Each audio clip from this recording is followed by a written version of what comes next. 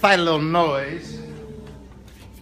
Got a little weed trimming action, a little edging and all that stuff. What do you guys think? Let's see, do this derivative. It's a multiplied 8. You multiplied 8, you just slip past it, and now you do the derivative, the rule, whatever the rule is for arctangent. And the rule for arctangent is 1 over 1 plus that stuff squared. That stuff squared. Cool. No square root on arctangent. I erased all my rules. No square root on arctangent, right? Just 1 plus that guy squared. The chain rule. The chain rule says you better multiply by the derivative of that little thing right there. What is the derivative of that little thing?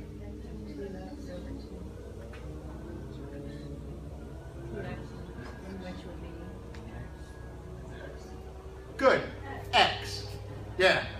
It's a 2x over 2. You could call it a 2x over 2. I don't know how you want to think about that. You can see that the over 2 is just a constant. And so maybe it's just 2x over 2.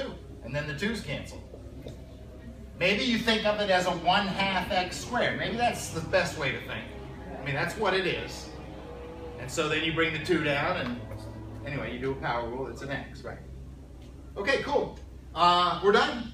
We're done. The derivative is finished. There it is. But we do like cleaning it up, so let's work on that. I think the numerator would be an 8x. I think the denominator is x to the 4th over 4.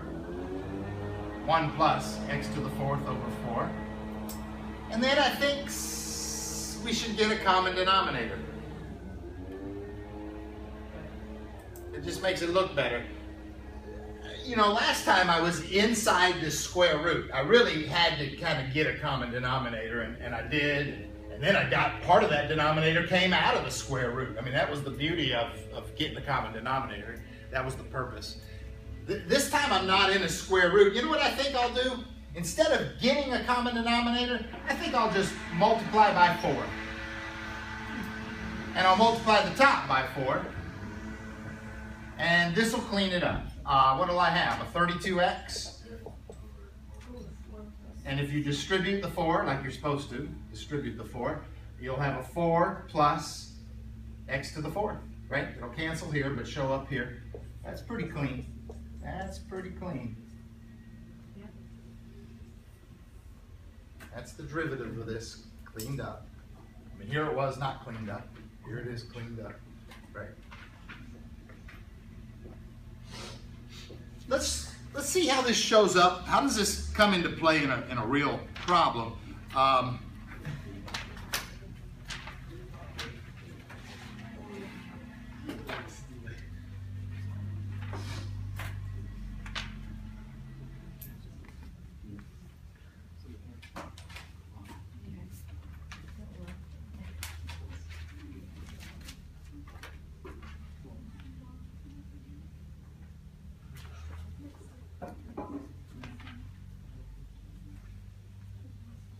All right, so I'm picking number 76 in the book.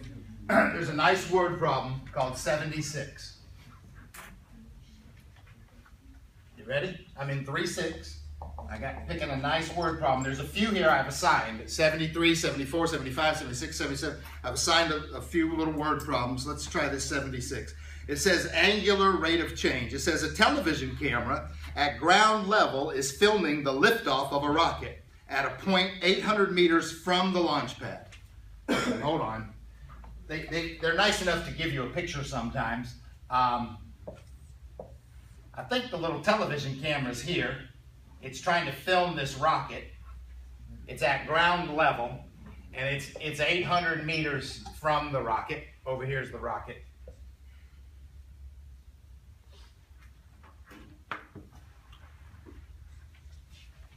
You guys with me? So the rocket is launched, and the television camera tries to film it. Watch, I think what happens is that when the rocket's launched, the television camera, I think the angle is changing. The television camera's trying to follow the rocket, and this angle is changing. So the rocket could be up here. So at any moment, there's a changing angle there. There's also a changing height right here. This is changing, right? See you draw this picture and there's variables that change, and then there's other things that remain constant. Like this 800 meters, is that going to change? Nope. No, right, that remains constant. The angle changes and the height of the rocket changes. I guess that distance, if they asked me about this distance here, this hypotenuse would be changing, length. So there's some stuff changing, but there is this 800 meters remaining constant.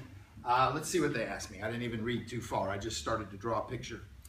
Let theta be the angle of elevation, and let S be the distance between the camera and the rocket. God dang it, yeah. So they're talking about that hypotenuse, S. The distance between the camera and the rocket. Right, the rocket's moving, right? There's the rocket. Write theta as a function of S for the period of time when the rocket is moving vertically. Differentiate the result to find d theta dt in terms of S and ds dt. Okay. That's not that hard, actually. There's no, and they don't give me any numbers for this problem.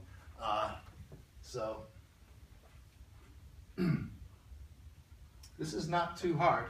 They did not ask about height h. They didn't ask about that. They're asking about the s and the theta, and they want me to write a function of theta. What would you say?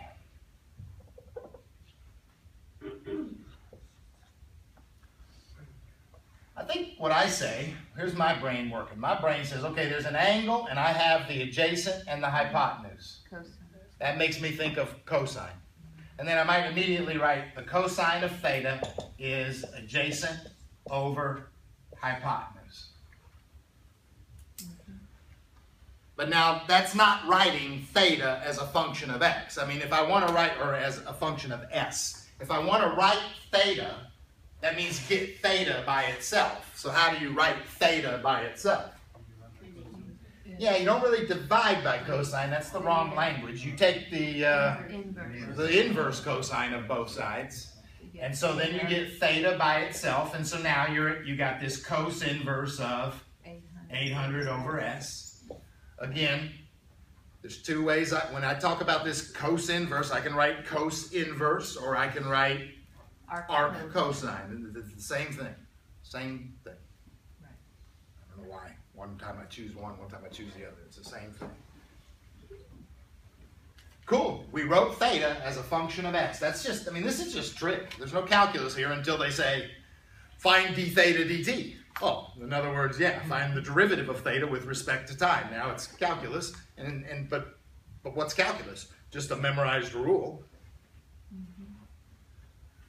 Sometimes. There's more to it than that. But so what is d theta dt? I want to take this derivative with respect to t. D theta dt. All right, well then I want to take this derivative with respect to t. How do you do the derivative of an arc cosine or a cosine inverse? I think it's negative 1 over. Oh, but cosine. Negative 1. Yeah, thank you. Arc cosine is just like arc sine, but it was negative. That's what it was. Arc cosine was just like arc sine, but it was negative. So it's negative 1 over the square root of 1 minus that stuff squared.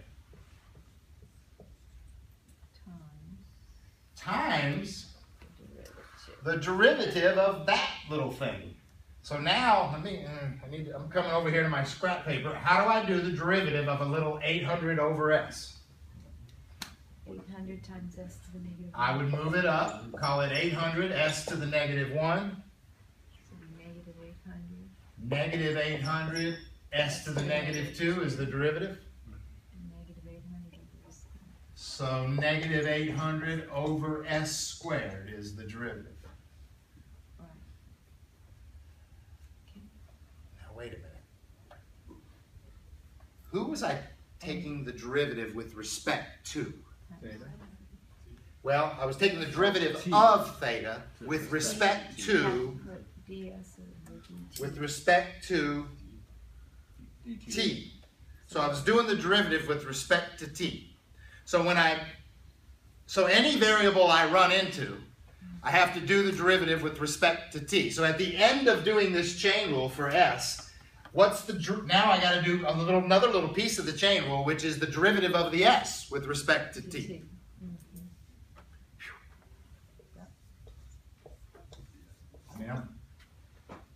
Okay, I'm done. Unless I want to clean it up. Listen, you guys, we kind of learned this. I'm gonna do. I want to do something. You ready? Listen to me. Take the derivative of this with respect to x. Now, did you hear me?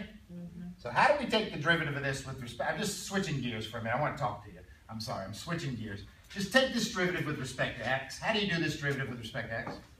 2x, 2y, dy dx equals 0. Good. That's how you do a derivative with respect to x. When you run into the other variables like y or z or whoever they are, you have to do a little dy dx, right, when you do the derivative with respect to x. You want to hear something weird? Let's try this. Can you do this derivative right here again with respect to y? We ain't never done too many with respect to y or any with respect to y, but could you do this with respect to y? Yeah. 2x,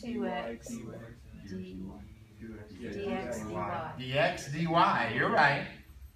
Plus 2y. And then when I go to the y, I would just do normal 2y because I'm doing it with respect to y. Yeah, that's weird. That's doing the derivative with respect to y. That's weird. We ain't done that. We've done this. This was sort of implicit from 3.5. Now let's do this. Let's take the derivative with respect to t. Take his derivative with respect to t. And there ain't no, that's an x, that's a y, but I want to do the derivative with respect to t. So it is 2x dx over dt. Right. Plus 2y dy over dt. All right, good job. That's the point. Who are you doing the derivative with respect to? And in this problem, my variables were theta and s, but I was doing the derivative with respect to t. Yeah. So after all this s work here, I needed a ds dt on the end. There was a lot of s work there first, though. But then I needed a ds dt on the end, just like this did.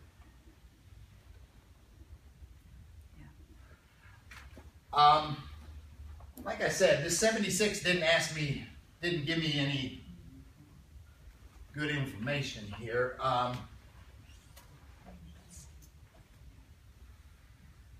mean, they didn't give me any real numbers. I guess it's over. 76 is over. 77 would be better. Yeah, so nobody gave me any real numbers to plug in. So I'm kind of done, unless like I said, unless I wanted to clean it up. I don't want to clean it up.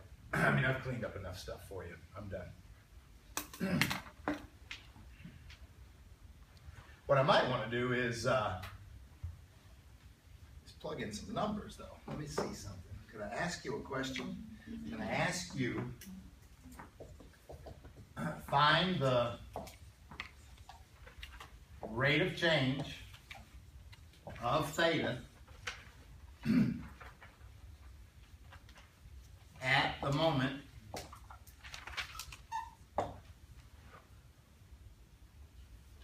S is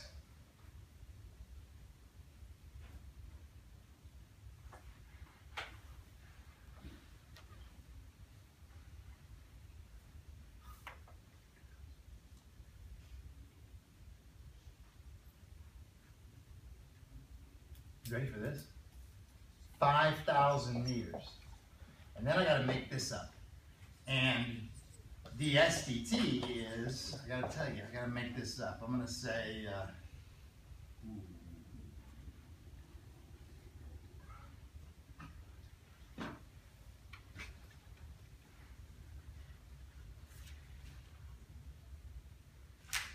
6,000 meters per second.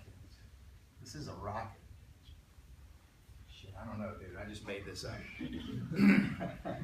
What did I make up? Here's what's happening. This rocket's shooting up. Is that distance s changing? That distance s is it right here. Here it was.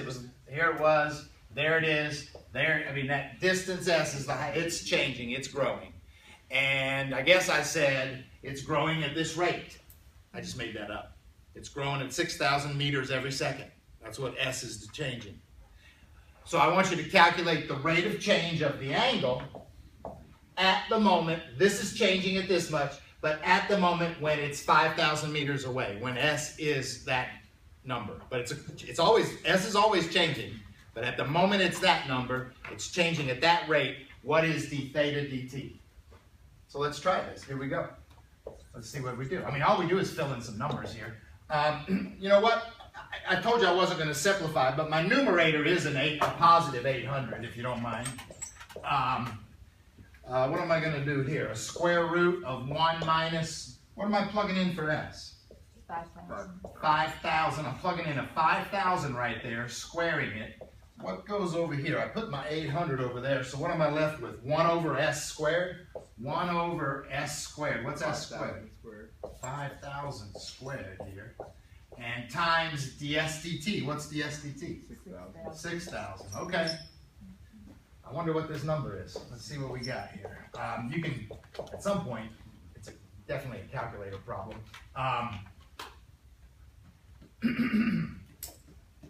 Yeah, it's definitely a calculator problem.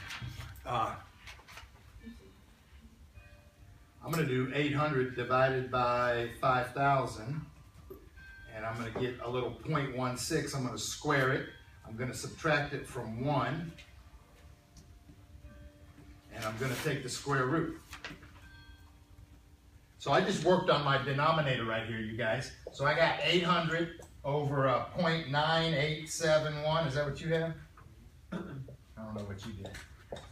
I worked on this denominator right here. What the hell is this? It's 5,000 squared with a 6,000 on top of it.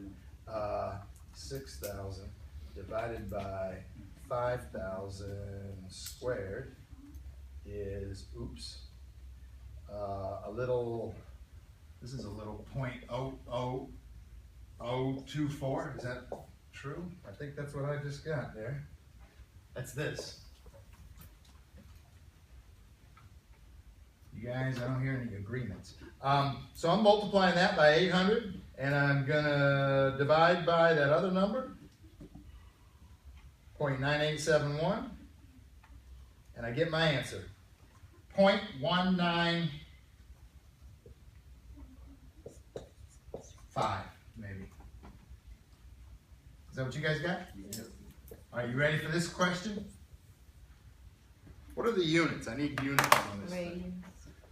Radians per second. Good.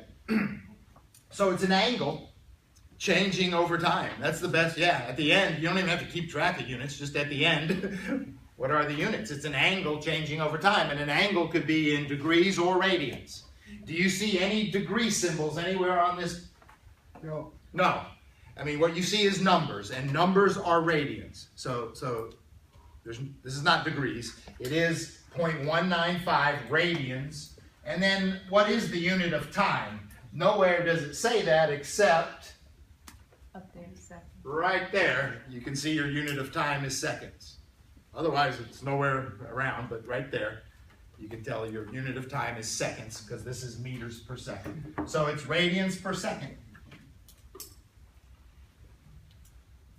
It's kind of fast, although maybe you don't have a good feel for that. Do you want to, let's turn it into degrees. Let's make it degrees. How do you convert radians to degrees? It's like, how do you convert inches to feet? You do some kind of 12 inches over a foot or 1 foot over 12 inches. So 180 degrees over pi radians. That's the conversion factor. You're right. 100. So you put 180 degrees over pi radians. And now the rads will cancel, and now you'll be in degrees per second. If you multiply by 180 and divide by the number pi. Help me out. What is that? 11? 11 degrees. 11.11? No, 11.17 0.17. 11.2 degrees. degrees per second. Dude, that's pretty damn fast. Hey. I mean, 11 degrees? per second. I mean, this angle is rising very quickly, I think. Why is that? It's trying to follow a damn rocket that's moving very quickly. And it's already, you know, I think when you're a camera and you're trying to follow a rocket, I think at first your rate of change is kind of a little. But as it gets higher, I think, holy shit, you gotta, I think your rate of change speeds up. Anyway, at this funny moment, the rate of change of the angle is this. At this moment, hey, let's do this again at 4,000 meters, and it's a different rate of change of the angle. Do it again at 200 meters, it's a different rate of change for the angle. At this moment, this is the rate of change of the angle. What is the 800 meters represent? I don't know, what was it? It was that distance. Yeah. And the problem, it was this distance. It was in my original setup as the adjacent over the hypotenuse, right? Right.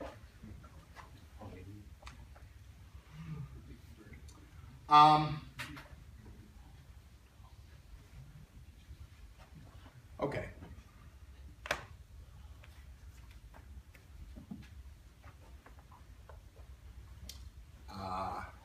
Okay. You know what? I think I'll quit today. I think I'm finished. You should work on 3.5, 3.6, 3.7.